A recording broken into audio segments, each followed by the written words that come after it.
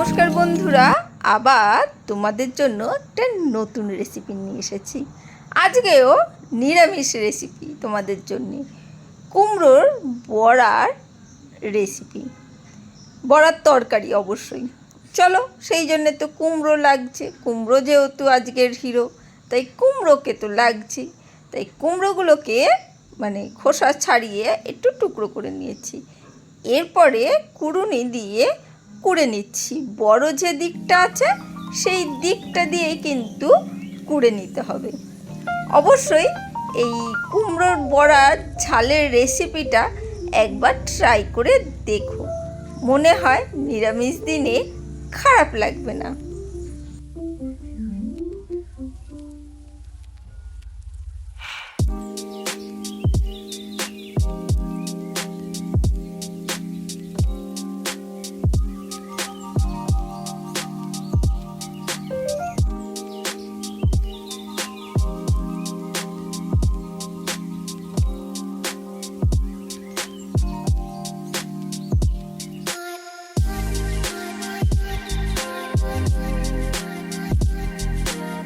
চলো, কুমড়োগুলো তো করা হয়ে গেল, দেখো বেশ অনেকটাই হয়েছে।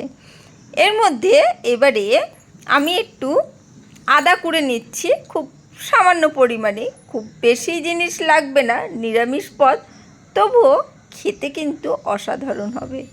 না ট্রাই করলে যে কোনো জিনিসই বোঝা যায় না, তাই অবশ্যই একদিন ভিডিওটা দেখে ট্রাই করার অনুরোধ রইল। এখানেই দেখো অল্প করেই আদা নিয়েছি, সেইটা কুমড়োর মধ্যে দিয়ে দিচ্ছি। জাস্ট টেস্টটা অন্যরকম আসবে। একটু অল্প অল্প যখন চারিদিকে রসটা মিশে যাবে, একটা টেস্টটা আলাদা আসবে। আর এখানে একটু ওই কাঁচা বাদাম নিয়ে নিয়েছি, সেটাও হালকা করে ভেজে নিচ্ছি সুন্দর করে। ওই যে দোকানের যদি ছাড়ানো বাদাম থাকে সেই বাদাম দিলেও হবে। আমি ওই কাঁচা বাদাম রেখে দিই, যখন যেরকম মনে হয় ভেজে নিই। ভেজে খোসা ছাড়িয়ে, একটু ঠান্ডা হলে খোসা ছাড়িয়ে গুঁড়ো করে নিয়েছি। এতেও বড়ার টেস্টটা কিন্তু অন্যরকম আসে। একটু লবণ দিয়ে দিতে হবে, অবশ্যই লবণ তো লাগবেই স্বাদের জন্যে, না হলে তো লবণ না দিলে তো স্বাদটা ঠিকঠাক আসবে না।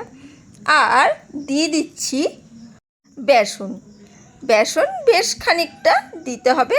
আর কুমড়ো যেহেতু নরম, মিষ্টি জাতীয় পদার্থ, আর নরম, বেশ জল বেরাবে, সেই জন্যে বেসনটা কিন্তু বেশ অনেকটাই দিয়েছি।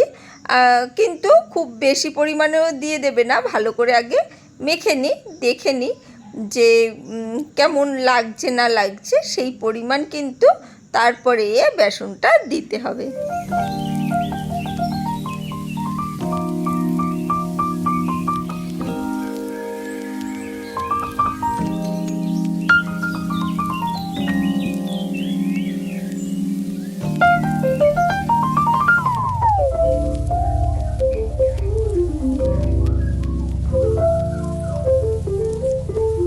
দেখতেই পেলে বেশ বেসন দিয়ে দিয়ে খুব সুন্দর করে মেখে নিলাম।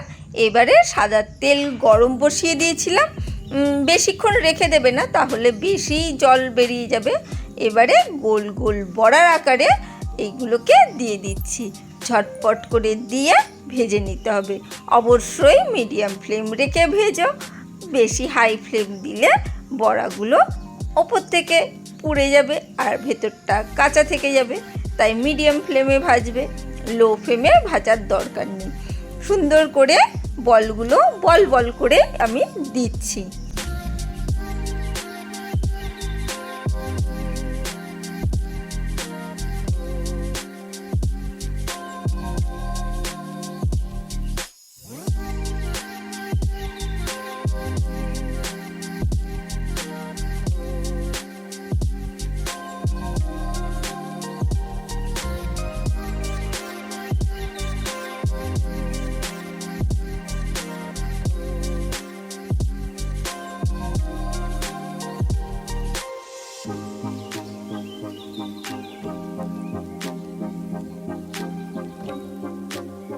দেখো বল বল করে বেশ সুন্দর করে কিন্তু ভেজে নিয়েছি।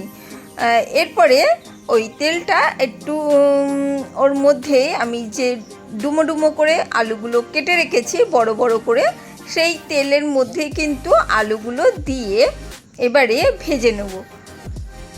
আলুগুলো আলুর দমের মতনই একটু বড় বড়ই কেটেছি, তোমরা তোমাদের মতনও কাটতে পারো। তাই তেল বেশি তেলেই আমি কিন্তু আলুগুলোকে বেশ সুন্দর করে ভেজে নেব। তাতে কি হবে, আলুগুলো বেশ মানে খেতে ভালো লাগবে। আর এখানে বাদবাকি আদাটা কুড়ে নিয়েছি, আর সেই কোড়া আদাটাই আমি একটা বাটির মধ্যে নিয়ে নিচ্ছি। আর ওইদিকে কিন্তু আলুগুলো ভাজা হচ্ছে। আর এখানে মশলাটা, নিরামিষ মশলাটা রেডি করে ফেলছি। আদা নিয়েছি, আর এখানে কাশ্মীরি লঙ্কার গুঁড়ো নিয়েছি, আর এমনি লঙ্কার গুঁড়ো নিয়েছি। কাঁচা লঙ্কাও তোমরা দিতে পারো। সেদিনকে মানে কাঁচা লঙ্কাটা আমার শেষ হয়ে গেছিলো, তাই ওই গুঁড়ো মশলাটাই, গুঁড়ো লঙ্কাটা ছিল তাই দিয়েছি। এখানে জিরের গুঁড়ো দিয়েছি। আর এর আগের দিন মেয়ের জন্মদিনের দিন যে মশলাটা তৈরি করেছিলাম, আশা করি তোমরা দেখেছিলে, সেই মশলাটা কিন্তু দিয়েছি। আর একটু হলুদ গুঁড়ো দিলাম। সেই মশলাটা যদি না দেখে থাকো, সেই মশলাটা অবশ্যই ওই জন্মদিনের ভিডিওটা মশলাটা রয়েছে। নিরামিষ আমিষ সব তরকারিতেই কিন্তু এই মশলাটা দারুণ যায়। তাই একটু জল দিয়ে মিশিয়ে ভালো করে আদার সাথে ভালো করে মিশিয়ে রাখলাম ওই মশলাগুলোকে। এইটাই, মশলাটা একটু জলে ভিজিয়ে রাখলে কি হয়, টেস্টটা বেশ ভালোই আসে। মশলাটা বেশ গুঁড়োটা একটু ভিজে যায়, সেই জন্যে সামান্য একটু জল দিয়ে একটু ভিজিয়ে রাখলাম। শুকনো মশলা তো তেলের ওপরে দিলে তাড়াতাড়ি করে পুড়ে যাওয়ার সম্ভাবনা থাকে, তাই একটু জলের সাথে মিশিয়ে রেখেছি। আলুগুলো দেখতেই পাচ্ছ কতটা ভাজা হয়েছে, একটু সাদা সাদা লাগছে, তাই ভাবলাম একটু হলুদ গুঁড়ো দিয়ে দিই আলুগুলোর ওপরে। তেলের সাথে মিশে আলুগুলো সামান্য একটু একটু কালার ধরে যাবে, দেখতে ভালো লাগবে। কারণ বন্ধুদের উদ্দেশ্যে এবারে বলি, মনে হয় রেসিপিগুলো বেশ ভালোই লাগছে, সেই জন্যে প্রত্যেক দিন তোমরা খুব আনন্দের সাথে দেখো। আমারও খুব ভালো লাগে। আসলে তোমাদের তো আর খাওয়াতে পারি না, সেই জন্যে তোমাদের সাথে রেসিপিগুলো শেয়ার করি। নানা রকম সবসময় বলি না, রান্নাটাকে সত্যি আমি খুব ভালো লাগে রান্নাটা করতে। অনেকেরই ভালো লাগে না, রান্নাটা খুব অস্বস্তির জিনিস। হ্যাঁ, সেই রকম মাঝে সাঝে আমারও হয়, সেটা না, কিন্তু নতুন নতুন মানে ধরনের রান্না করতে কিন্তু আমি খুব ভালোবাসি। আর পরিবারকে খাওয়াতেও ভালোবাসি, পরিবার কেন অন্য সবাইকেই খাওয়াতে ভালোবাসি। সেই জন্যে সেই রেসিপিগুলো তোমাদের সাথে একটু শেয়ার করি। জানি না কতটা কি ভালোভাবে তুলে ধরতে পারি, চেষ্টা করি তোমাদের সাথে খুব সুন্দর করে ভালো করে শেয়ার করার জন্যে, যেটুকুনি পারি। আর সবারটা দেখে যতটা শিখছি, সেই সব শিখেই করার চেষ্টা করি। আশা করি তোমাদের ভালোই লাগছে। চলো, আলুগুলো এর মধ্যে আমি ভেজে নিয়েছি। হয়তো আজকে একটু বেশিই গল্প করে ফেলছি, কিছু মনে করো না। ঠিক আছে, আমি আলুগুলো এবারে ভালো করে লাল করে ভেজে তুলে নিচ্ছি। আর এখানে কিন্তু তেলটা আমি কমিয়ে নিয়েছি, অতটা তেল কিন্তু রাখিনি আলুটা ভাজার জন্যে। বড়া ভাজার পর তেলটা কমাইনি, এখন তেলটা কমিয়ে নিয়েছি। আর একটু ওই গোটা জিরে ফোড়ন দিলাম, আর একটু চিনি দিয়েছি, সামান্য একটু চিনি দিয়ে সামান্য নাড়াচাড়া করে নিচ্ছি। তেলটা যথারীতি গরম আছেই, কড়াটা গরম রয়েছে।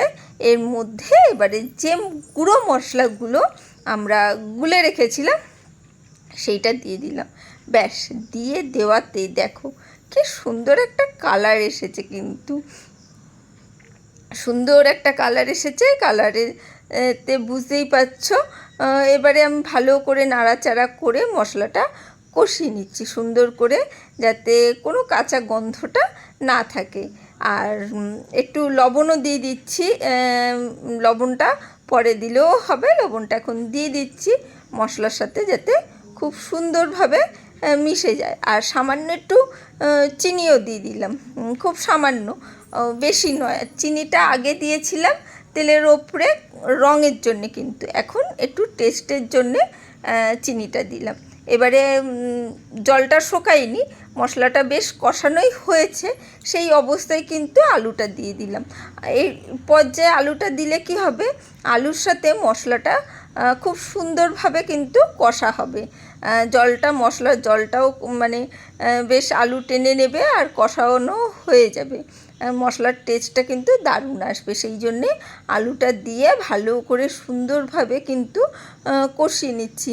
এই সময় মানে গরমের সময় না ভিডিও করতে গেলে ফোনে খুব অসুবিধে হয়, যাদের তো ক্যামেরা আছে তাদের অসুবিধে নেই, কিন্তু রান্নার ভিডিওগুলো করতে গ্যাসের সামনে ফোনগুলো কিন্তু খুব গরম হয়ে যায়। এমনি সারাক্ষণ আমাদের ফোনগুলো নানা কাজেই ব্যস্ত থাকে, তারপরে এই রান্নার যখন ভিডিও হয় তখন একটু মাঝে সাঝে রান্নার গরমে বা এই তাতে বেশ কিন্তু ফোনগুলো গরম হয়ে যায়, অসুবিধে হয়ে যায়। অনেক সময় ভিডিওগুলো একটু অন্য ধরনের চলে আসে, মানে বন্ধ হয়ে যাবে সেই রকম চলে আসে।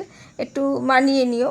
সামান্য ভালো করে কষিয়ে নিয়ে সুন্দর করে সামান্য একটু জল দিলাম, দিয়ে আবারও কষিয়ে নিচ্ছি। মশলা সব সময় জানোই, ভালো করে যত ধৈর্য ধরে মশলা কষাবে তার টেস্টটা কিন্তু আলাদাই আসে। আর এখানে কষানো হয়ে গেছে, এবারে পরিমাণ মতন জল দিয়ে দিচ্ছি। একটু বেশিই জল দেবো, বড়ার যেহেতু তরকারি, বড়ার ঝাল মানে কুমড়োর বড়ার ঝাল সেহেতু একটু বেশি পরিমাণে জল না দিলে আলুগুলো তো সেদ্ধ হবেই, আর বড়া দিলে কিন্তু যে কোনো বড়াতেই কিন্তু প্রচুর পরিমাণে জলটা টেনে নেয়। সেই জন্যে বেশ একদম ঝোলের মতন দেখো জলটা দিয়ে দিচ্ছি। একদম মনে হচ্ছে যেন পুকুর হয়ে গেছে, গামছা পরে নেমে পড়লেই হবে। চলো, এখানে ভালো করে ফুটিয়ে নিয়েছি। এখানে আলুগুলো বেশ সেদ্ধ হয়ে গেছে। এই পর্যায়ে কিন্তু আমি বড়াগুলো দিয়ে দিচ্ছি। এই দেখো বড়া দিচ্ছিলাম, তখন আবার দেখিয়ে দিলাম খুন্তি দিয়ে তোমাদের যে আলুগুলো কিন্তু সেদ্ধ হয়েছে। এবারে কি বড়াগুলো টপাটপ দিয়েই কিন্তু গ্যাসটা বন্ধ করে দিতে হবে। গ্যাসটা বন্ধ করে দিতে হবে। আর ওই যে মশলাটা তৈরি করা ছিল, সেই মশলাটা বা গরম মশলা গুঁড়ো যেটাই বলো, সেইটা সামান্য একটু দিয়ে ওপর থেকে গ্যাসটা বন্ধ করে দিতে হবে। আর একটু ঠান্ডা হলে তারপরে পরিবেশন করবে, কারণ ওই বড়ার মধ্যে মানে ঝোলগুলো বা রসটা ঢোকার তো অপেক্ষা করতে হবে। তাই সেইটুকুনি স্ট্যান্ডিং টাইম দেওয়ার পর কিন্তু গরম গরম ভাতের সাথে পরিবেশন করবে। চলো, রেসিপিটা কেমন লাগলো অবশ্যই বলো। আজকের জন্য টাটা, বাই বাই। আবার দেখা হবে অন্য কোনো দিন অন্য কোনো ভিডিওতে।